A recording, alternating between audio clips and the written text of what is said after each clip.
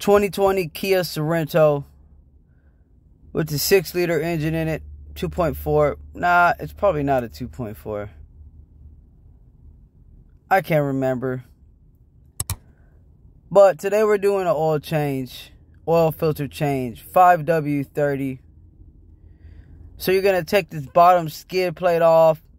It's held on by approximately 10 to 12 10mm bolts.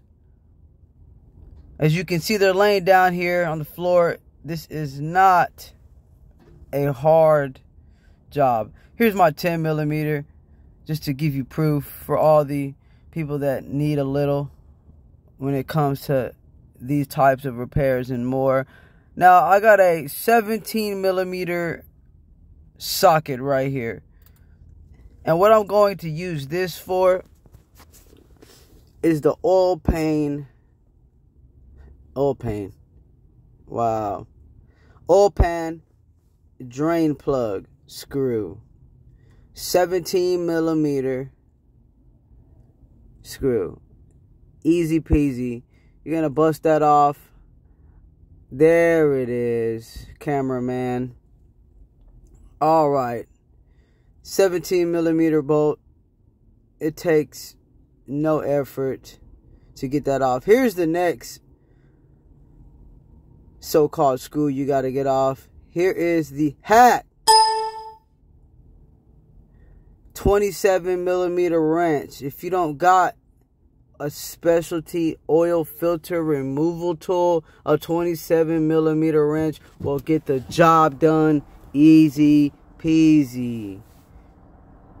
As you see, I turned it counterclockwise, busted that thing loose, no problem. Now I got it finger loose. I'm gonna go ahead, crack this bad boy open, let the oil seep out the sides to where it's not dripping profusely everywhere and making a mess. This takes no real effort, honestly. Oil filter is out. Oil filter housing out. Too easy, man. I mean, my wife could do this if she had to drive to. WL 133 Wicks filter is the size filter that I used to replace this with. And here's a nice comparison so you can see what your engine is running on. Straight crap. I'm sure this affects your gas mileage, the way that your vehicle feels. No problem.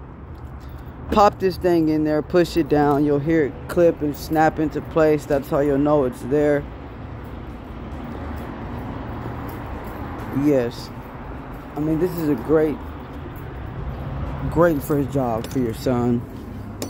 You want to also make sure that you replace this O-ring that they give you for your oil filter housing.